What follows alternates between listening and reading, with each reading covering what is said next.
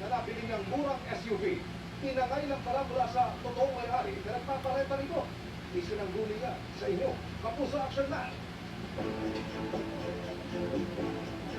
Ilang taon nang nagbabuy and sell ng sasakyan si King Fahad Nantino na taga General Santos City. Nitong Marso, lumuwas siya pa Maynila para bumili ng second-hand na sasakyan mula sa online seller na itago natin sa pangalang Cynthia. Bakit naindan nyo? Mabili ko yung sakyan nito. Kasi unang-una sir, yung unit niya, sa post kasi yung ganda eh. Maganda. Tapos, wala kang makikitang gas-gas eh. Tapos yung price niya is mababa. 1.1. Pero natawaran ko ng 900. Tapos fully paid. Fully paid. Buong akala ni King Fahad, legitimo ang mga dokumentong ipinakita sa kanya ng seller. Pero, dalawang araw pa ka nang bilhin ng sasakyan. Kung alas 2 sa madaling araw sir, may isang sasakyan na dumating na kulay blue. May isang lalaki na tumawid. Tumawid yung isang lalaki at diretso siya pumasok ng sasakyan. So talagang may duplicate talaga sila. Oo. May duplicate sila na susi.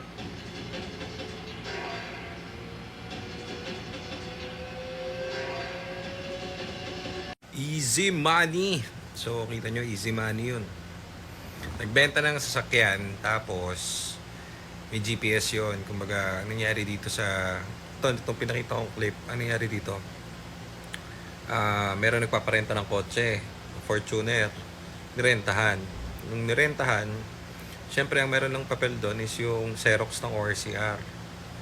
So, ang ginawa nung rumenta, pinagawa ng papel, tapos binenta sa kung kanino. So, syempre, nagulat naman to si buy and sell, uy, mura, binili. O ngayon, nung syempre, yung ano tawag dito? Yung loko-loko, kinabitan ng ano yun, ng GPS. O kinabitan niya na sabi mo ng Apple AirTag, kinabitan niya ng ganon. So, sinundan nila yung unit. Nung nakapark na lang yung ano, yung unit na binili ng buy and sell, yung Fortuner, kinuha na lang bigla. Kasi meron silang duplicate na susi eh. So, kita niyo yun, buy and sell yung ano, yung bumili. Pero sabi niya doon sa balita, 'di ba? Kala niya totoo ang papel. So, imagine yung mga pati mga veteranong buy and sell nalulusutan ng mga ganyan. So, yan yung sinasabi ko na post ko noon yung about sa encumbered saka sa walang encumbered. Marami nagsasabi talagang gusto nila yung walang encumbered. Okay lang yun eh, trip nila yun eh. Pero diyan mo nga papasok yun, kaya mas gusto namin minsan na bumibili ng encumbered na papel. Kasi kunwari, encumbered, di ba? Mahirap dayain yun.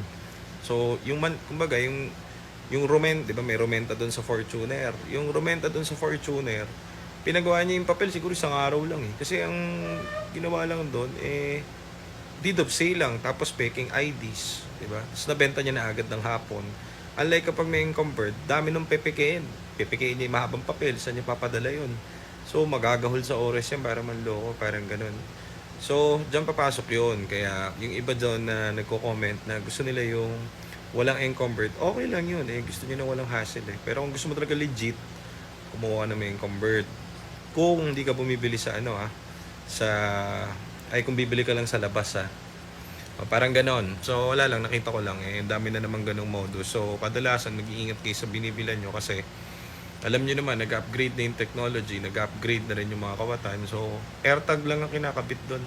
Apple AirTag, kakabit, papalamanan yung kotse, tapos kukuhanin nila ulit. So, kadalasan, yung mga ganyan, yung mga gumagawa niyan, ang target niyan, mga matataas na model ng kotse, mga high-end, kunwari, mga 2018 above. Kasi kung gagawa ka na rin lang ng kalokohan, syempre, parehas lang naman ang kaso mo dun. Karnap naman yung kaso mo rin kung mahuli ka. Eh, doon ka na sa one time, big time, sa malaki. Kaya most likely, ang tirada ng mga 2018 pa, mga ganun, mga modelong pataas.